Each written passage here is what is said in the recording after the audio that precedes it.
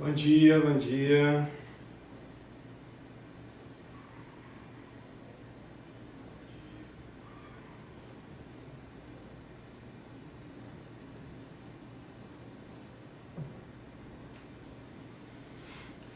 Bom dia para quem está chegando, segunda-feira.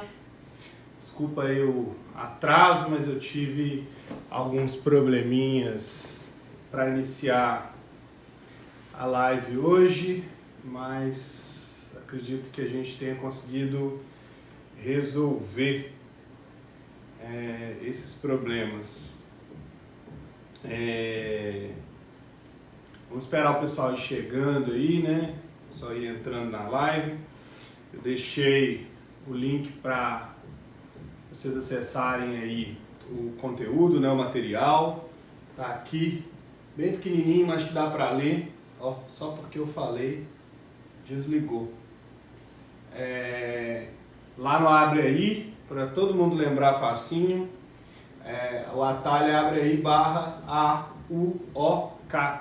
O U e o O maiúsculos e o A e o K minúsculos. A minúsculo, U maiúsculo, O maiúsculo e o K minúsculo. Gente, espero que vocês estejam bem, né? Já se vão aí 2 semanas desde que as aulas foram suspensas, né? Eu pessoalmente já estou sentindo os efeitos aí negativos do isolamento social. Passei um final de semana bem difícil, né, com momentos assim de melancolia, de ansiedade enfim, espero que vocês estejam melhor do que eu aí, né, porque não tem sido fácil e eu sei que não tem sido fácil para ninguém. Marquei hoje com os representantes de todas as turmas uma conversa, inclusive com a turma de vocês aí do 8º período, para a gente ver o que a gente pode melhorar na nossa comunicação e no andamento da disciplina. Quando lá atrás, né, as aulas foram suspensas no dia 16, eu tinha expectativa de estar retornando a lecionar hoje, né, ou amanhã. Então, como está aí bastante incerto até quando nós vamos ficar sem nos encontrarmos presencialmente, eu achei necessário repensar tudo que a gente está fazendo, né? Repensar a forma como a gente está tentando manter, através, né, aqui desse espaço e do SGA, manter a nossa comunicação e o andamento do semestre letivo via regime remoto.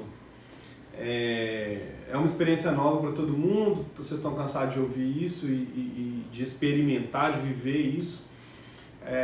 Então é necessário a gente ir também sintonizando com o tempo. Então eu vou conversar hoje com os representantes para a gente tentar achar aí um caminho que responda de maneira um pouco mais adequada ao fato de estarmos aí já há 2 semanas e caminhando para que isso seja um tempo maior. Bom, então vamos para o que interessa, né? Porque esses problemas eu tenho certeza que a gente vai conseguir resolver, né? Mais uma vez, bem-vindo todo mundo.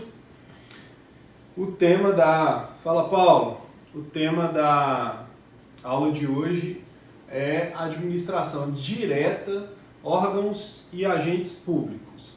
Para quem está acessando o material lá no Prezi, tem uma observação. Esse material ainda está incompleto. Por quê? Porque ele não vai ser utilizado só na live de hoje, tá? Essa parte eu vou tentar fazer um pouquinho diferente. Esse material vai tentar abranger toda a parte de agentes públicos, que não vai caber numa única live. Nós vamos conversar sobre esse assunto provavelmente em mais 2 encontros além do de hoje. tá? Então eu vou completando o material nas próximas semanas e vocês vão reparar que o link não vai mudar e vocês vão conseguir acessar aí durante mais tempo e perceber a ampliação das informações, o aumento do conteúdo aos poucos. Bom, então vamos começar a trabalhar aqui com essa realidade aqui dos órgãos e agentes públicos.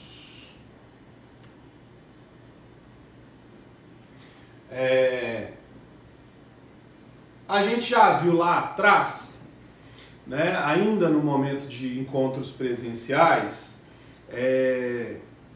a diferença entre administração direta e indireta e entre a formação dessa realidade no direito administrativo através dos movimentos de descentralização e desconcentração administrativa.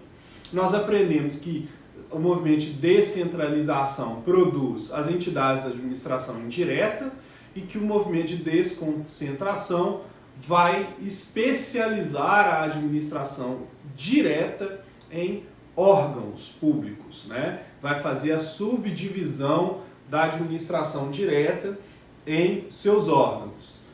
Esse movimento, então, que desconcentra a administração que especializa a administração nos órgãos que ela possui, né? Ministérios, secretarias, superintendências e por aí vai.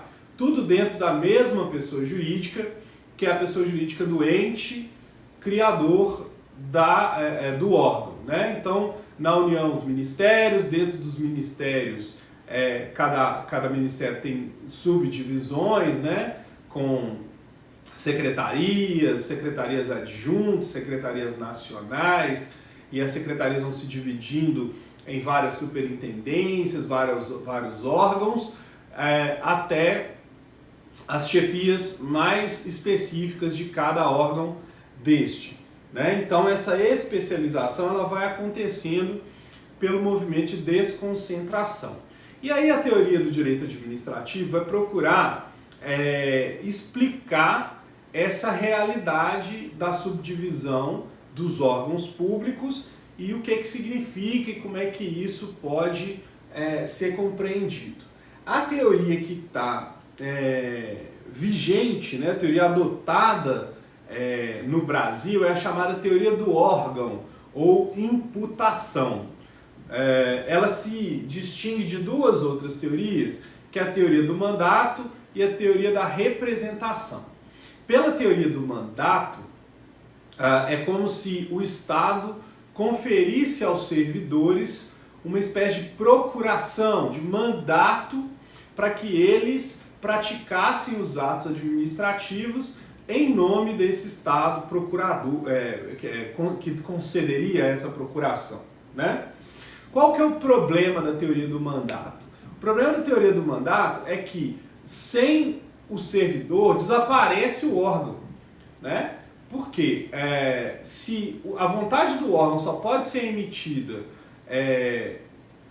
por um servidor, pela figura de um procurador, de um mandatário, na ausência do servidor é como se o órgão não existisse, né? E isso é completamente incorreto. O órgão é permanente, né? Os servidores, aliás, é que vão mudar, né?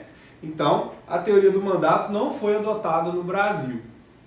Já a teoria da representação entende que o agente público ele ocupa a função de uma espécie de curador, digamos, ele exerce uma declaração de vontade, ele produz as declarações de vontade em nome do poder público que não pode se pronunciar por si mesmo, como se o poder público fosse alguém a ser curatelado, alguém a ser representado. E também não é o caso, porque isso traria o problema de ter que tratar o poder público, o órgão público, como um incapaz, que não consegue emitir a sua própria declaração de vontade, né? Então nem a teoria do mandato, nem a teoria da representação foram adotadas no Brasil.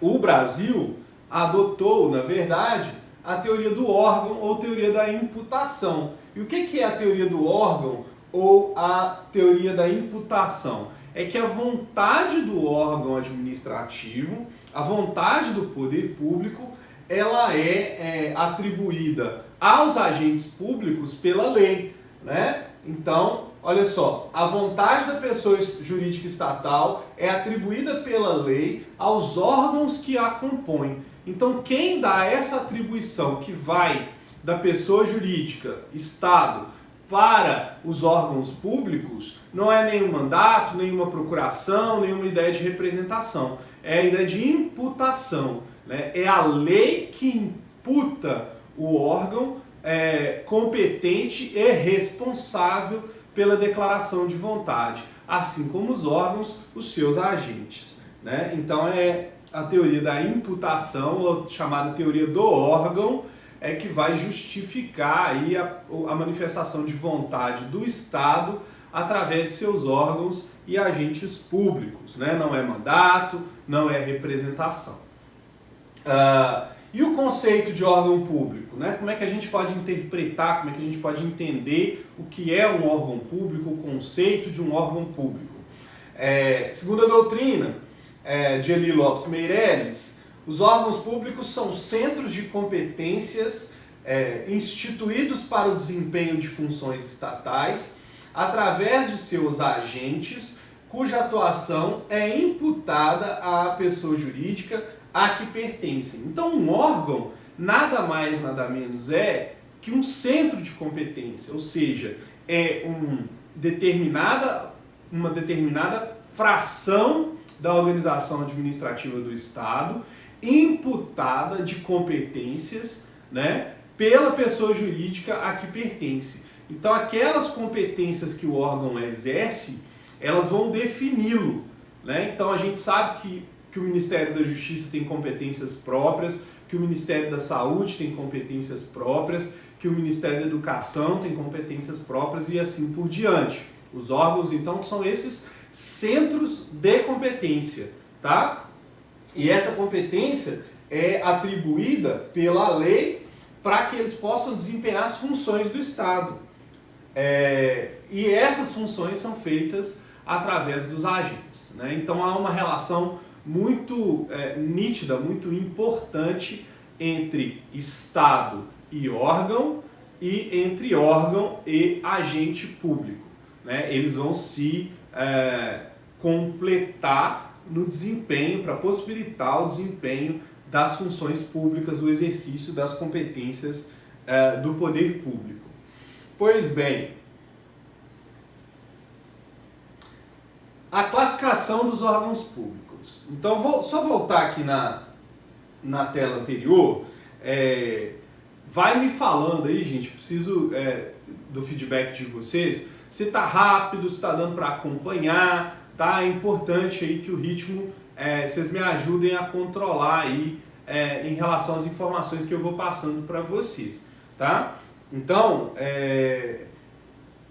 se eu estiver indo muito rápido ou se ficar alguma dúvida, alguma informação, manda aí para mim no chat aí da live, que eu vou tentar adequar aí o nosso ritmo ao de vocês, tá? E tem um delay entre o que vocês veem e o que eu consigo ver aqui na minha tela, tá? Então eu vou tentando solucionar isso junto com vocês.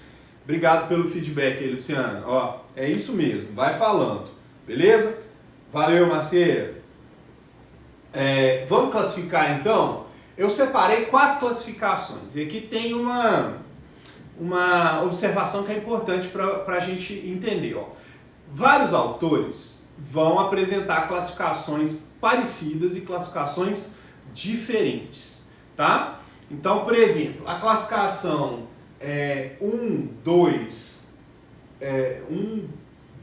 e 3, vocês vão encontrar em quase todas as doutrinas, tá? Alguns autores vão adotar a classificação 4, outros vão propor outra classificação. Então, assim, aqui é meio que um consenso do que está mais presente na doutrina do direito administrativo. Isso não quer dizer que na hora de estudar em casa, né? Vocês estão em casa, espero que estejam, na hora de estudar a matéria, vocês não vão encontrar outras. Vocês vão encontrar outras sim, e isso não é um problema, tá? Por exemplo, antes de entrar em qualquer uma das 4 classificações aqui, eu posso classificar os órgãos públicos em federais, municipais, estaduais e do Distrito Federal. Então já é uma classificação que não está aqui no quadro, né? Tem os órgãos da União, os órgãos dos estados, os órgãos dos municípios, os órgãos do Distrito Federal. Essa é uma classificação, tá? Mas as que estão aqui no quadro, por exemplo, eu classifiquei no número 1 aqui quanto à esfera de atuação. Então, quer dizer, qual é o critério aqui? É se ela atua em todo o território ou se ela tem uma parte mais determinada, uma parte mais menos abrangente do território como área de atuação. Eu vou classificar esses órgãos em órgãos centrais e órgãos locais. O órgão central é aquele que tem atuação em todo o território do ente a que ele pertence. Então, por exemplo, um órgão da União considerado como órgão central é aquele órgão que tem atribuição em todo o território nacional.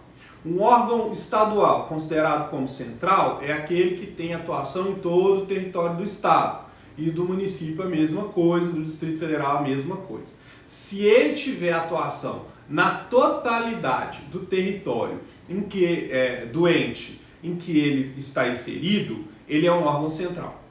Os ministérios são órgãos centrais, as secretarias estaduais são órgãos centrais, as secretarias municipais são órgãos centrais. Agora, se ele não tem atuação em todo o território do ente que ele pertence, mas tem atuação numa determinada parte definida do território desse ente a que ele pertence, ele vai ser classificado como órgão local, tá? Então, central atua no todo do território, local atua só em parte do território. Exemplo de órgão local. Por exemplo, as Superintendências Regionais de Ensino de Minas Gerais. Cada um desses órgãos, Superintendência Regional de Ensino, não atua no estado inteiro, atua em determinada localidade do estado de Minas Gerais, tá? Então a SRE é um exemplo. Outro exemplo são as delegacias de polícia, né? Nós temos aqui em Belo Horizonte, por exemplo, delegacias de polícia que vão atuar em regiões distintas da cidade. A mesma coisa no interior do estado, delegacias que são regionais, porque atuam num conjunto determinado de municípios. Delegacias locais que vão, delegacias locais mesmo, que vão atuar num determinado município. Então, esse tipo de órgão que eu dei exemplo, Superintendência Regional de Ensino, delegacia, elas são consideradas pela doutrina órgãos locais, porque a esfera de atuação desse órgão, é mais restrito. Então, órgãos centrais e órgãos locais. O número 2 aqui, classificar quanto à posição estatal. Essa classificação, ela tem 4 níveis. E aqui é mais ou menos imaginar quem está sentado na cadeira, como chefe do determinado órgão, se ele teria chefia acima dele, tá? Então, o órgão máximo é o chamado órgão independente. São aqueles que representam os poderes da República, né? Então, quem tiver numa cadeira, numa função dentro de um órgão independente, certamente não tem chefia. Então nós estamos falando aí do presidente da República ou da presidência da República enquanto órgão, da presidência do Senado, da presidência da Câmara. Como esses órgãos são colegiados, nós estamos falando da Câmara como um todo, do Senado como um todo. A mesma coisa, o Supremo Tribunal Federal no Judiciário, né? Então, são os órgãos de cúpula dos poderes. Esses seriam os órgãos independentes. né? A chefia do executivo, a chefia do legislativo, a chefia do judiciário. Abaixo, imediatamente, dos órgãos independentes, nós temos os órgãos classificados como autônomos. Então, órgãos autônomos, como o próprio nome diz, são aqueles que têm alguma autonomia, mas essa autonomia não os torna órgãos independentes. Eles ainda possuem uma relação de subordinação com o órgão superior, que é o órgão independente. Então, quem é que está imediatamente abaixo da presidência da República, dos deputados e senadores, do Supremo Tribunal Federal? São os órgãos autônomos. Então, você vai pegar, por exemplo, dentro lá da estrutura do Poder Executivo, cada ministério é um órgão autônomo, né? E cada ministério, então, vai ser tratado pelo direito administrativo nessa relação aqui, em relação ao órgão independente a que ele pertence. Então é como se a gente fizesse uma espécie de pirâmide. No ápice, na cúpula da pirâmide, nós temos o órgão independente. Imediatamente abaixo dele, subordinado apenas aos órgãos independentes, os órgãos autônomos. E aí vem a próxima camada, que são os órgãos superiores. Eles possuem funções de comando, tá? Então são chefias, são diretorias, são superintendências, são assessorias técnicas, ou seja, possuem algum comando, mas não têm autonomia em relação ao órgão que o coordena, né? Então, eles são chamados órgãos superiores, mas eles estão subordinados, eles estão abaixo dos órgãos autônomos. Então, desceu aí a nossa cadeia de relação, inter-relação entre órgãos independentes, órgãos autônomos, órgãos superiores. E a última parte dessa pirâmide, né, o órgão que está lá na ponta, é o órgão subalterno, ou órgão de execução, né? São aqueles que não possuem chefias, mas simplesmente capacidades de execução de tarefas. Então, órgãos que estão ligados à necessidade que o Estado tem diretamente de prover a população dos serviços públicos. Então, a cadeia de comando começa lá nas políticas públicas, delineadas pelos órgãos independentes, desce aos órgãos autônomos, que são aqueles que vão transformar essas decisões políticas em atos de Estado, vem aos órgãos superiores, que vão fazer com que esses atos de Estado sejam coordenadamente cumpridos dentro da administração pública, até chegar nos órgãos de execução, que vão colocá-los em prática, né? Que vão efetivamente executá-los, como o próprio nome já sugere. Então, 4 níveis aqui para entender a posição estatal de cada órgão. 3. Uma classificação quanto à estrutura. Pausa porque minha mãe entrou. Ei, mãe, saudade. Depois a gente se fala aí, tá? Beijo para minha mãe que entrou aí na minha live, na nossa live. 3. Classificação dos órgãos públicos quanto à estrutura. Nós temos os órgãos simples e os órgãos compostos, Aqui é muito fácil de entender. Ou o órgão ele não tem nenhuma divisão interna, e aí ele é simples ou unitário, ou o órgão tem outros órgãos dentro dele, ou seja, ele tem subdivisões. Então, por exemplo, o órgão de execução, que eu falei aqui na classificação número 2, ele provavelmente é um órgão simples. Não necessariamente, mas provavelmente. Por quê? Ele já está lá na ponta, mas ele pode se dividir em funções especializadas, tá? Normalmente o órgão simples, o órgão indivisível, o órgão unitário, ele está lá na capacidade de execução, porque ele não vai se subdividir, ele não tem ali repartições, digamos assim. Ele é sozinho a ideia de repartição, tá? Então esse seria o órgão simples. O órgão composto, não, ele é composto de outros órgãos, ou seja, ele está subdividido numa série de outros órgãos. Vamos dar um exemplo aqui, ó. Acabei de falar, por exemplo, a Secretaria de Estado de Educação, ela é um órgão composto. Por quê? Porque ela vai se subdividir. Né? Eu já falei aqui, ela está subdividida nas superintendências regionais de ensino, mas ela, antes de subdividir nisso, ela está subdividida, por exemplo, nas secretarias adjuntas, nas subsecretarias, tá? Então isso indica o fato dela ter a estrutura dividida em outros órgãos, que ela é um órgão composto. Se ela não tiver essa divisão, ela seria então um órgão simples ou unitário. A última classificação dos órgãos públicos que eu coloquei aqui para nós é quanto à sua composição. Aí eu vou ter os órgãos singulares ou unipessoais, e aí a questão é a seguinte: o órgão singular não pode confundir com o órgão unitário, por exemplo.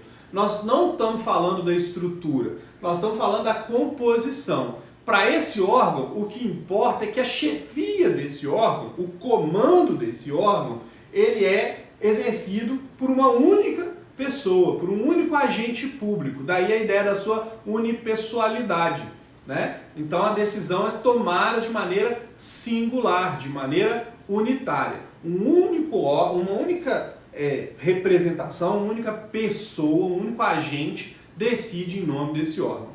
É diferente dos órgãos coletivos, onde as tomadas de decisão, as manifestações de vontade do órgão são proferidas por um grupo de pessoas, por um grupo de agentes públicos. Né? Então a decisão dos órgãos coletivos, que também são chamados de órgãos colegiados, a decisão é coletiva, a decisão é colegiada, a decisão é compartilhada. Então muitas vezes a gente vê esses órgãos tomando decisões por maioria. Né? Então nem todos aqueles que compõem o órgão estariam favoráveis à tomada de decisão, mas tem que se submeter a ela, porque ela é tomada pelo colegiado e não por uma pessoa unicamente. Entendido? Podemos passar para o próximo? O ritmo tá legal? Vai comentando aí, por favor. E aí a gente passa a falar dos agentes.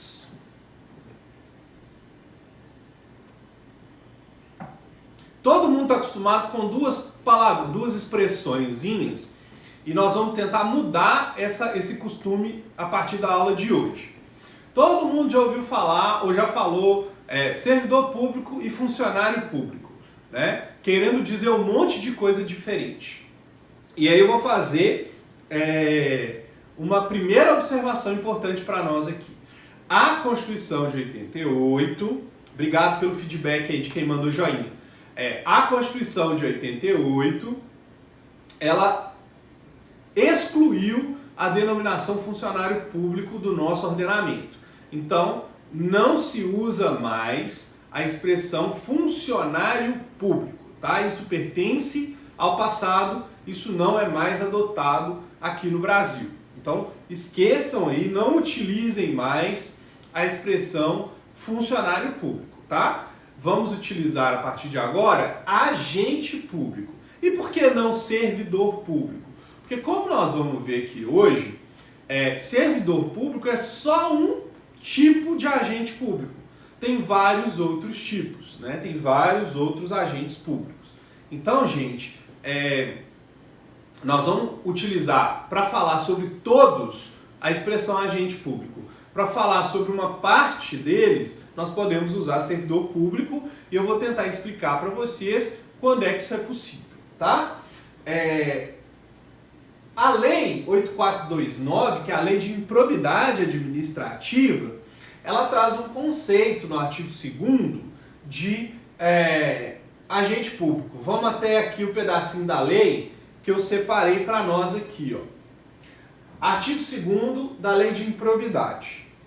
Reputa-se agente público, para os efeitos desta lei, todo aquele que exerce, ainda que transitoriamente ou sem remuneração, por eleição, nomeação, designação, contratação ou qualquer outra forma de investidura ou vínculo, mandato, cargo, emprego ou função nas entidades mencionadas no artigo anterior. E o artigo 1º fala das entidades da administração direta, e indireta do Estado, que nós já conhecemos quais são, tá?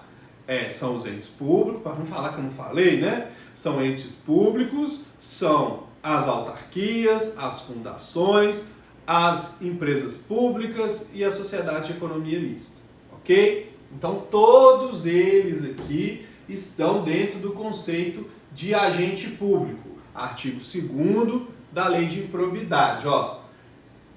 Todo mundo que exerce, mesmo que de forma transitória, mesmo que sem remuneração, tendo ingressado por eleição, tendo ingressado nomeado, designado, contratado ou qualquer outra forma de ingresso, ou qualquer outra forma de vínculo, um mandato eletivo, um cargo público, um emprego ou uma função nessas entidades. Todos eles, então, estão sob o guarda-chuva do agente público. Por isso que a gente vai entender que agente é o gênero, o resto são as espécies, tá? Então, quais são as espécies? Olha, elas estão aqui,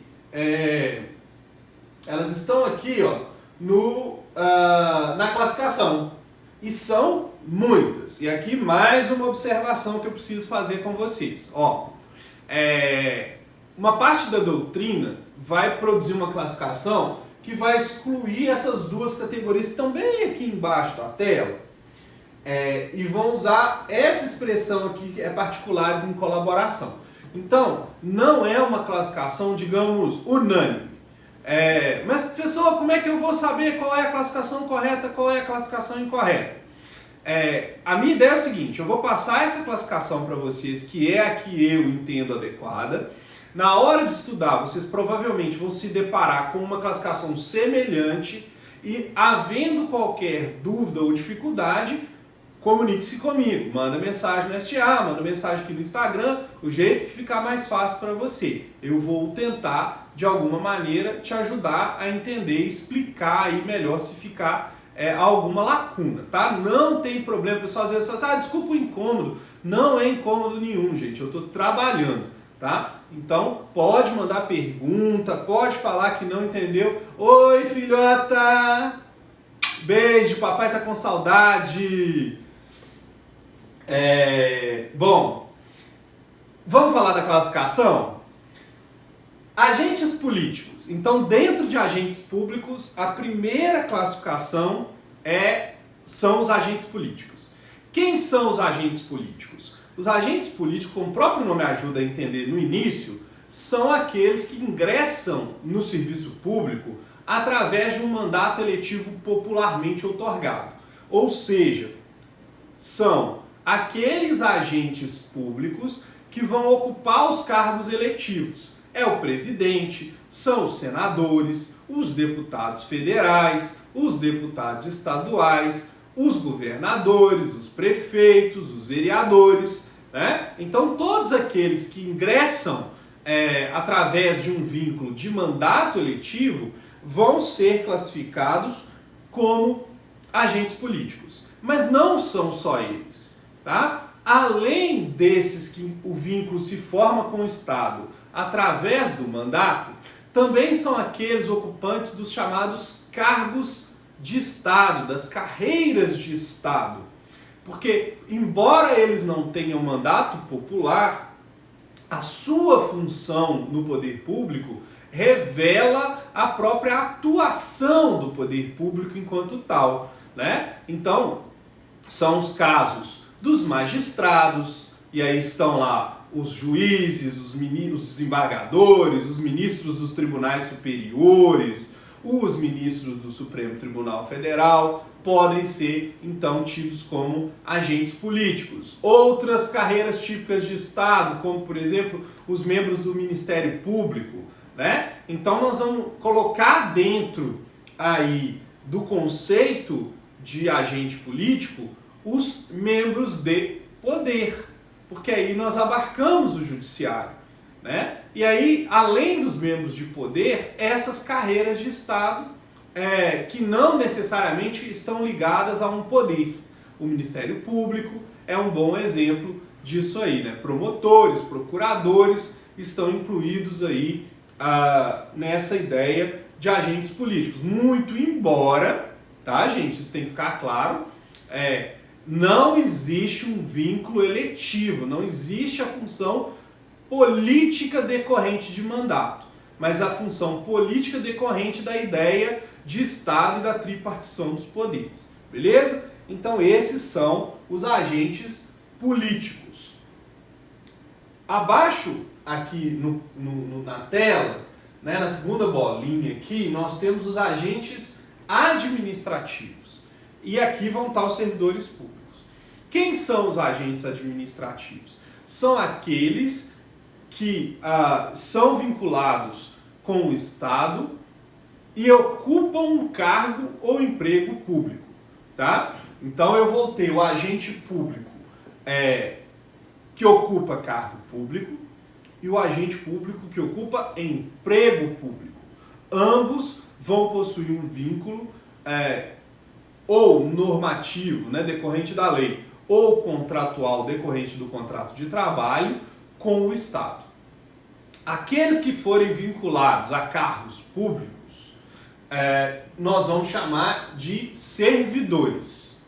Então, servidores públicos são um tipo de agente público que é vinculado pela lei a um cargo público determinado. Esse é o servidor público que nós estamos falando de maneira bem específica. Beleza? E aí eu posso dividir os servidores públicos em 3 subtipos. Então, retomando aqui, lá dentro do agente administrativo, que são aqueles que vão estar vinculados com o Estado através de um cargo ou emprego público, eu tenho um primeiro tipo, que são os servidores públicos, que são vinculados ao Estado através de um cargo público, e esse vínculo se dá por conta de uma lei. Então é a lei que vai vincular o agente ao cargo. Esses comumente se chamam de servidores estatutários. Por que eles são chamados de estatutários? Porque a lei que os vincula ao cargo público é o Estatuto dos Servidores Públicos, né? Na União é a Lei 8.112. Cada estado pode ter a sua, cada município pode ter a sua lei própria, chamada também de Estatuto dos Servidores ou outro nome, mas essa lei é que vai vincular o servidor ao cargo, dando para ele direitos e deveres. Beleza? Só para dar um exemplo para vocês, de como é que a gente pode comparar isso com a vida privada. Quando um escritório de advocacia contrata vocês, vocês vão ter um contrato de estágio. Então, o vínculo entre vocês e o escritório de advocacia é o contrato de estágio, tá? Então, é esse instrumento que vai vincular vocês ao serviço que vocês vão prestar, né? Ali vão estar os seus direitos e seus deveres. No caso do servidor público, ele não tem um contrato de trabalho. Se ele tiver um contrato de trabalho, nós vamos classificar ele como empregado público. É outro tipo de vinculação. Quando ele vincula-se ao serviço público, não por um contrato, mas pela própria lei, nós vamos chamar esse servidor de servidor público, e aí vocês vão escutar ou vão ler essa expressão, servidor público estatutário, porque a lei que o vincula é o estatuto. E aí eu falei que a gente pode dividir ele em 3 tipos: os servidores efetivos, os servidores em comissão e os servidores temporários. Qual é a diferença? O servidor efetivo é aquele que ingressa no poder público, na administração pública, através de concurso público. Então, o ingresso desse servidor é necessariamente através de um concurso público, tá? E esse concurso público é a porta de entrada para o serviço público. Esse servidor é o efetivo. Efetivo é igual estável? Não, é diferente, tá? O servidor estável é aquele que foi aprovado depois de 3 anos de estágio probatório e que a avaliação de desempenho dele, então, foi declarada suficiente. Então, efetivo não é igual a estável, tá? Efetivo é aquele servidor que ingressa no serviço público por um concurso público, ok? O estável é esse outro, é o mesmo servidor, né? Mas após o final do estágio probatório em que ele seja aprovado. Estabilidade é um direito, efetividade é uma característica, ok? Temos então um segundo tipo, que são os servidores em comissão. Aqui, o servidor ingressa no cargo público não pelo concurso, mas por uma nomeação que é de livre escolha da chefia, né? Então, o servidor em comissão, ele é uma pessoa, qualquer pessoa que foi nomeada para um cargo que não é reservado aos servidores concursados e nem é um cargo que é preenchido por concurso público. E quando ele é nomeado, então ele é nomeado para um cargo em comissão. Aqui tem uma observação que a Constituição ela esclarece o seguinte: um percentual desses cargos em comissão tem que ser reservado para servidores públicos, exclusivamente efetivos. Então vamos pensar assim, ó. A gente já viu aqui que o servidor efetivo ingressa por concurso. E a gente já viu aqui que o servidor em comissão ocupa um cargo sem a necessidade do concurso para ocupar. Tá? Quem é que vai ocupar esse cargo? Qualquer pessoa que reúna as qualificações necessárias. Onde é que vai estar previstas essas qualificações necessárias? Na lei que criou o cargo. Então vamos pensar assim: para ser procurador-geral do Estado, o que precisa? Precisa ser bacharel em Direito, precisa ter inscrição na Ordem dos Advogados do Brasil, precisa ter a confiança do governador. Digamos que a lei lá ainda coloca que ele tem que ter pelo menos 10 anos de carreira. Entenderam? Então, qualquer pessoa que reúna esses requisitos pode ocupar o cargo de procurador-geral. Só que o que a Constituição fala? Um percentual desses cargos tem que ser reservado para servidores efetivos. Que a Constituição fala de servidor de carreira. É a mesma coisa. Nesse momento a gente vai tratar igual. Então o que é isso? Vamos dizer que lá dentro da Procuradoria do Estado tem 10 chefias. Né? E aí foram nomeados para essas chefias 10 pessoas diferentes. Digamos que a lei que criou essas chefias fala assim, olha, 30% das chefias têm que ser exercidas por servidores efetivos. Então, das 10 chefias, eu posso nomear livremente, eu não, o governador, pode nomear livremente 7. Os outros 3, ele tem que escolher entre os efetivos, tá? Então, o que a lei vai falar é que um percentual dos cargos em comissão tem que ser reservado para servidores efetivos. No meu exemplo, foi 30%. Mas a lei é que vai definir esse percentual. Então eu já vi, por exemplo, município que define 20%, 10%, 30%. Isso depende de lei, tá? Então tem lei estadual, tem lei municipal, tem lei federal que vai dispor a respeito, tá? Então nós temos dois tipos de vinculação aí nos cargos em comissão. A vinculação que a gente chama de recrutamento amplo, que é a possibilidade de chamar qualquer pessoa que reúna os requisitos para ocupar o cargo. E o recrutamento restrito, que é a possibilidade de chamar apenas servidores efetivos. Os dois convivem.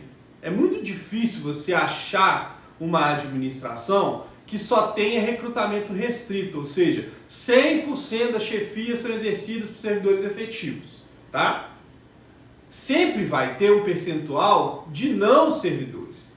O que a Constituição exige, e é isso que precisa ficar guardado, é isso que é importante nesse momento, é que a lei defina um percentual mínimo para chefias que vão ser exercidas, cargos em comissão, que vão ser exercidos por servidores efetivos. Isso para que o servidor ele tenha a expectativa de um dia poder ocupar um cargo de chefia. tá? Que é um outro detalhe aqui do cargo de comissão, o cargo em comissão. O cargo em comissão, ele só pode ser um cargo de chefia, ou um cargo de direção, ou um cargo de assessoramento, né? São 3 possibilidades só. Você não pode ter uma chefia, você não pode ter um cargo de comissão que não exerce chefia, que não exerce poder de direção, que não exerce função de assessoramento. Então, para criar um cargo em comissão, ele tem que ser criado para uma dessas atividades. Chefia, direção, assessoramento. A piada é ruim, mas acho que ajuda vocês lembrarem, né? Não é motorista, chefe de cozinha e ascensorista, tá? Chefia, direção e assessoramento.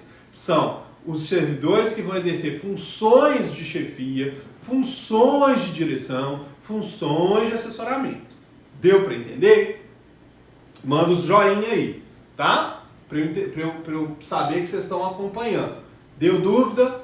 Paralisa, não deixa eu ficar correndo, porque a gente sabe que não dá para ter o mesmo ritmo da aula aqui na live.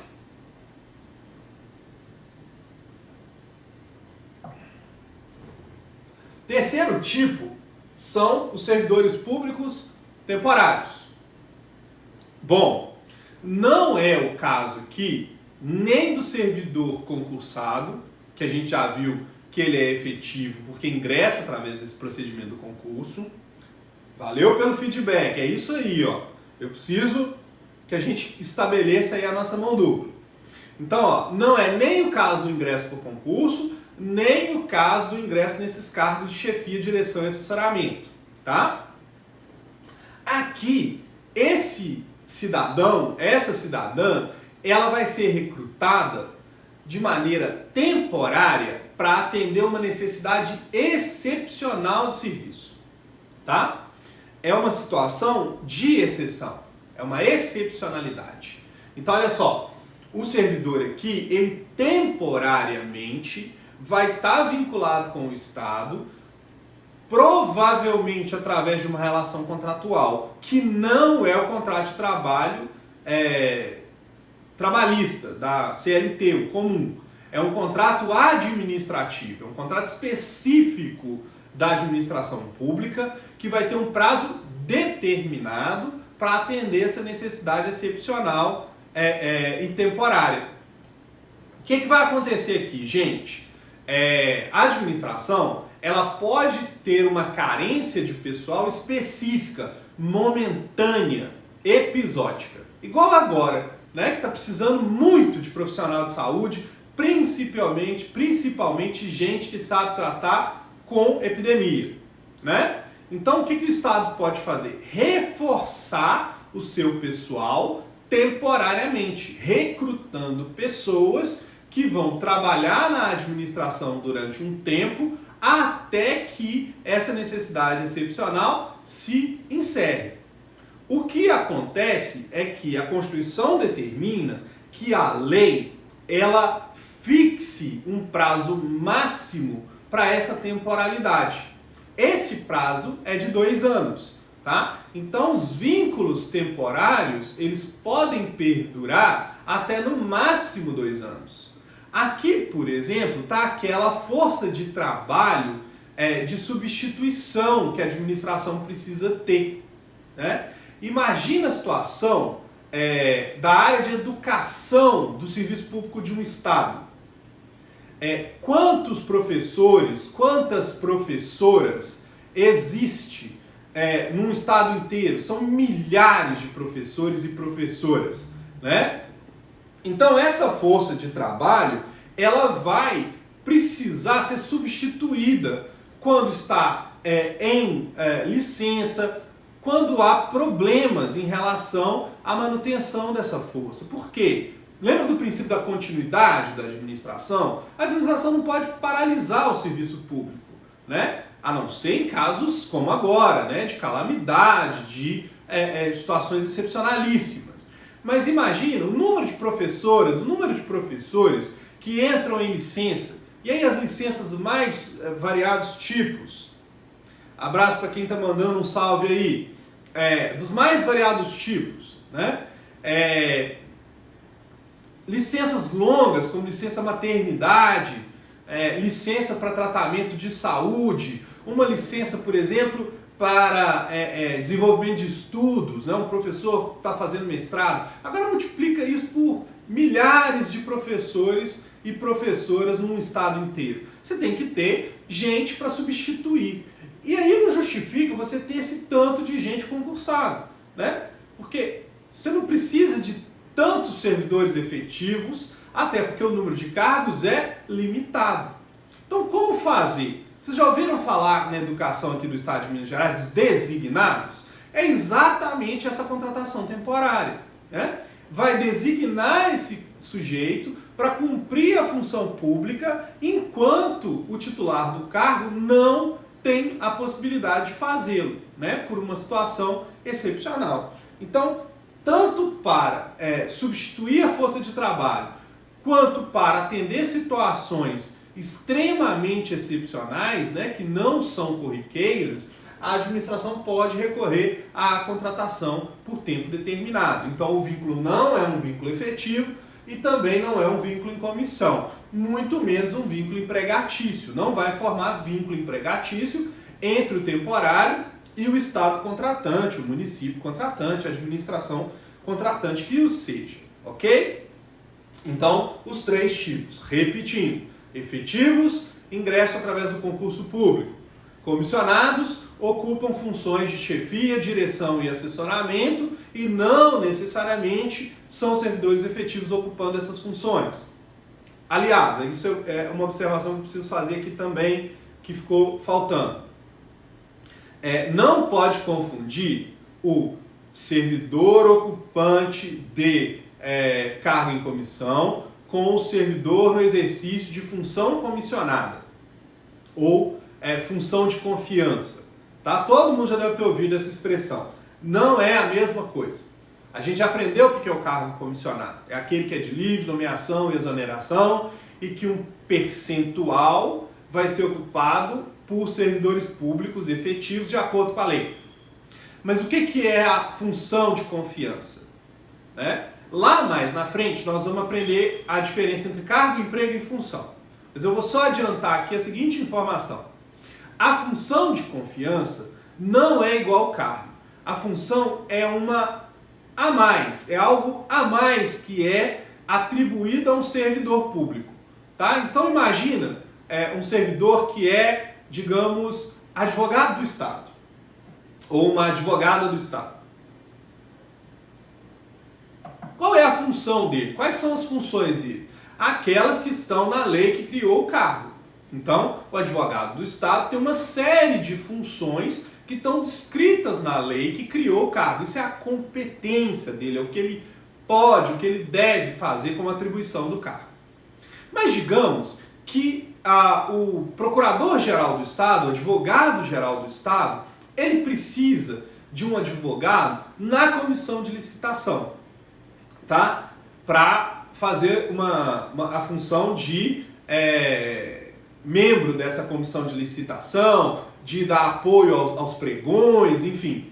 Essa função ela não está na lei que criou o cargo de advogado. Ela vai ser agregada a esse ocupante. Vai ser um a mais que ele vai receber, um serviço a mais que ele vai ter. Aí, nesse caso, gente, é uma função em confiança, né? O advogado geral, o procurador geral, o chefe, escolheu aquele servidor e deu a ele uma outra função que não estava prevista originalmente no seu cargo. Óbvio que vai ter uma outra lei prevendo a existência dessa função e quem é que pode e quem é que não pode exercê-la, né? Mas a escolha foi a critério da chefia, né? Então, é a ideia da função em confiança que não se confunde com o cargo em comissão.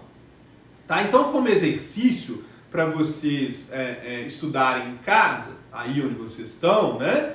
O que eu vou sugerir? Faz um quadrinho e coloca assim, diferenças entre cargo em comissão e função em confiança. Tenta estabelecer, estudando, pelo menos 4. Tá? Aí mais na frente, provavelmente na próxima live, eu vou voltar nesse assunto num painel mais adiante desse aqui que nós estamos. tá? Então é uma forma de fixar o conteúdo aí. Estabelece 4 diferenças entre cargo em comissão e função em confiança, tá? Acho que vai ajudar vocês aí a entender isso. Então, 3 tipos de servidores públicos. Depois, nós vamos desdobrar isso quando a gente estiver estudando especificamente os direitos e deveres dos servidores. Para terminar a live de hoje, nós vamos falar aqui dos empregados públicos. E se der tempo a gente fala um pouquinho abaixo também. Na próxima live eu vou começar da parte que eu não falei desse slide aqui, gente. Quem são os empregados públicos? São aquelas pessoas que vão se vincular ao Estado, ao poder público, à administração pública, através de um contrato de trabalho. Então, olha que interessante, a administração pública ela assina contrato de trabalho, ela firma contratos de trabalho. Sim, ela firma contrato de trabalho. E esses, vocês já vão ouvir aí, eles serem chamados de seletistas. Né? Por que seletistas? Porque eles se vinculam com a administração pública através da CLT. Né? Então, seletistas. A consolidação da legislação do trabalho, a consolidação das leis do trabalho, eu sempre me confundo no nome da CLT, né?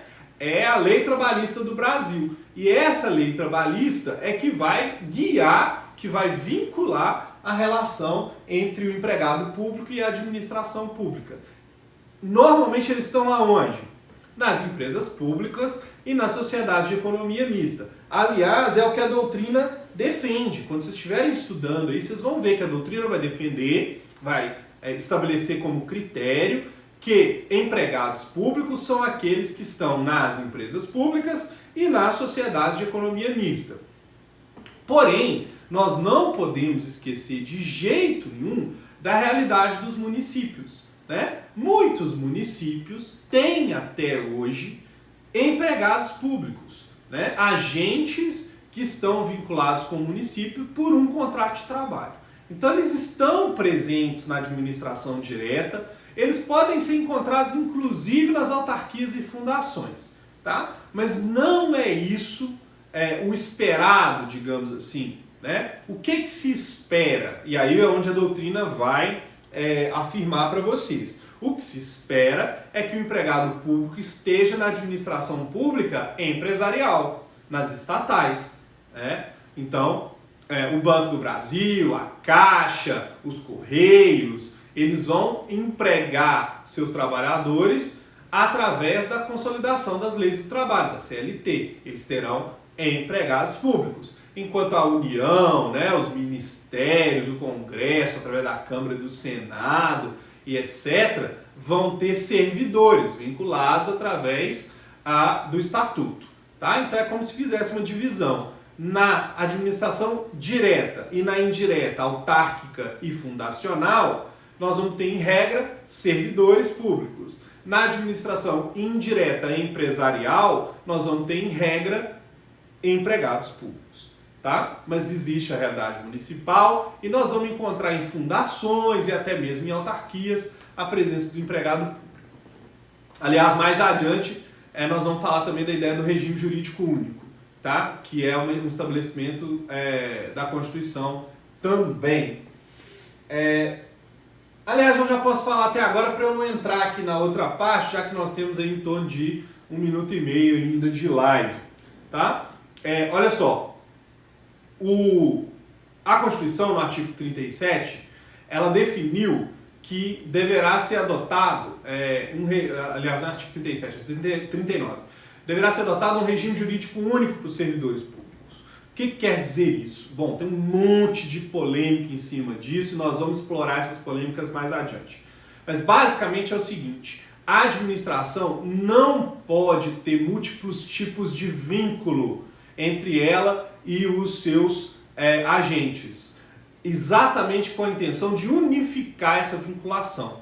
Então, na prática é o seguinte, ou empregados públicos ou servidores públicos. E aí, de preferência, na direta, autárquica e fundacional, servidores, na indireta empresarial, empregados. O regime jurídico único impede é que haja uma mistura dos dois. Mais adiante eu vou explorar isso com mais cuidado, tá bom? Por hoje a gente fica por aqui. Um abraço.